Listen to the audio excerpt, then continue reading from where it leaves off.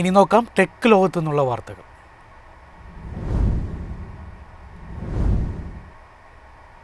WhatsApp അക്കൗണ്ടുകളിലേക്ക് അയക്കാവുന്ന spam മെസ്സേജുകളുടെ എണ്ണം പരിമിതപ്പെടുത്താൻ ഒരുങ്ങി മെറ്റ. ഇതുവഴി സ്പാം മെസ്സേജുകളുടെ ശല്യം കുറയ്ക്കാനാകുമെന്നും പ്രതീക്ഷ. വാട്സാപ്പ് ഉപയോക്താക്കൾക്ക് വലിയ ഭീഷണിയാണ് സ്പാം മെസ്സേജുകൾ. എത്ര അവഗണിച്ചാലും ബ്ലോക്ക് ചെയ്താലും സ്പാം മെസ്സേജുകൾക്ക് ഒരു കുറവുമുണ്ടാവാറില്ല. ഈ ഭീഷണിക്ക് ഒരു മറുമരുന്ന് കണ്ടുപിടിച്ചിരിക്കുകയാണ് വാട്സാപ്പിന്റെ മാതൃകമ്പനിയായ മെറ്റ. മറുപടിയില്ലാത്ത വാട്സാപ്പ് അക്കൗണ്ടുകളിലേക്ക് അയക്കാവുന്ന മെസ്സേജുകളുടെ എണ്ണം പരിമിതപ്പെടുത്താനാണ് മെറ്റ അധികൃതരുടെ നീക്കം. അതായത് ബിസിനസ് അക്കൗണ്ടുകളിൽ നിന്നും മറ്റും പതിവായി മെസ്സേജുകൾ വരുന്നതിനോട് ആളുകൾ പ്രതികരിക്കാതിരുന്നാൽ ഒരു പരിധി കഴിഞ്ഞാൽ മെസ്സേജ് അയക്കൽ സ്വിച്ചിട്ടതുപോലെ നിൽക്കും. വാട്സാപ്പിലെ സാധാരണ ഉപഭോക്താക്കളെയും ബിസിനസ് അക്കൗണ്ടുകളെയും ആഴത്തിൽ സ്വാധീനിച്ചേക്കാവുന്ന വലിയൊരു നയംമാറ്റം പ്രഖ്യാപിച്ചിരിക്കുകയാണ് ഇതോടെ മെറ്റ. പ്രതികരിക്കാത്ത ആളുകൾക്ക് അയക്കാവുന്ന സന്ദേശങ്ങളുടെ എണ്ണം പരിമിതപ്പെടുത്തുന്നതായാണ് മെറ്റയുടെ പ്രഖ്യാപനം. സമീപ വർഷങ്ങളിൽ വാട്സാപ്പിൽ വ്യാപകമായിരിക്കുന്ന സ്പാം മെസ്സേജിംഗും ബൾക്ക് മെസ്സേജിംഗും കുറയ്ക്കുന്നതിനാണ് ഈ നീക്കം. വരുമാഴ്ചകളിൽ ഈ പുതിയ പോളിസി വിവിധ രാജ്യങ്ങളിൽ നടപ്പിലാകും. വല്ലപ്പോഴും മാത്രം മെസ്സേജുകൾ അയക്കുന്ന സുഹൃത്തുക്കളെയും വ്യക്തിഗത കോൺടാക്റ്റുകളെയും ഈ നിയന്ത്രണം പ്രതികൂലമായി ബാധിക്കില്ലെന്ന് മെറ്റ അവകാശപ്പെടുന്നു. ഫോൺ നമ്പറുകൾ പങ്കുവയ്ക്കാതെ കോൺടാക്ട് ചെയ്യാൻ യൂസർനെയിം ഫീച്ചർ വാട്സാപ്പിൽ അവതരിപ്പിക്കാനും തയ്യാറെടുക്കുകയാണ് മെറ്റ. എന്നാൽ ഇത് പ്രൈവസി വർദ്ധിപ്പിക്കുമെങ്കിലും സ്പാമർമാർ നമ്പറുകൾ മറച്ചുവെച്ച് യൂസർനെയിമുകൾ വഴി ആളുകളെ ബന്ധപ്പെടുമോ എന്ന ആശങ്കയും സജീവമായിട്ടുണ്ട്. News desk MyFin TV. വാഹന കയറ്റുമതിയിൽ റെക്കോർഡ് നേട്ടം. സെപ്റ്റംബർ പാദത്തിൽ 26% വർധനവാണ് രേഖപ്പെടുത്തിയത്.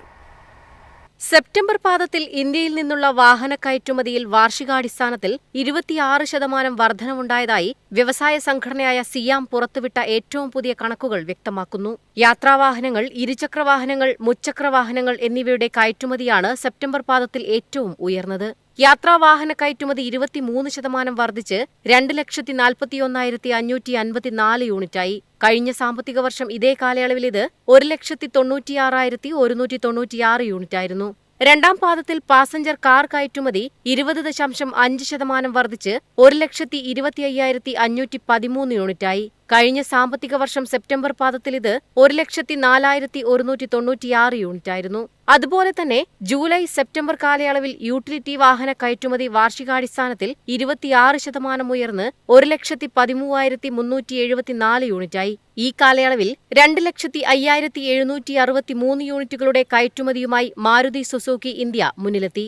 99,540 യൂണിറ്റുകളുമായി ഹ്യുണ്ടായി മോട്ടോർ ഇന്ത്യ മൂന്നാം സ്ഥാനത്താണ്.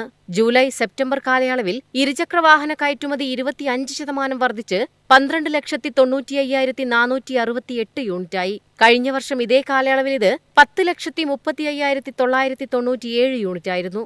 സെപ്റ്റംബർ പാദത്തിൽ സ്കൂട്ടർ കയറ്റുമതി 12% ഉയർന്ന് 1,77,957 യൂണിറ്റായി. മോട്ടോർ സൈക്കിളുകളുടെ വിൽപ്പന 27% വർദ്ധിച്ച് 11,08,109 യൂണിറ്റുമായി. ഈ സാമ്പത്തിക വർഷം സെപ്റ്റംബർ പാദത്തിൽ മൊത്തം വാണിജ്യ വാഹന കയറ്റുമതി വാർഷികാടിസ്ഥാനത്തിൽ 22% വർദ്ധിച്ച് 24,011 യൂണിറ്റായി. അതുപോലെ തന്നെ മുച്ചക്രവാഹന കയറ്റുമതിയിൽ 51% വർധനവ് രേഖപ്പെടുത്തി 1,23,480 യൂണിറ്റുമായി.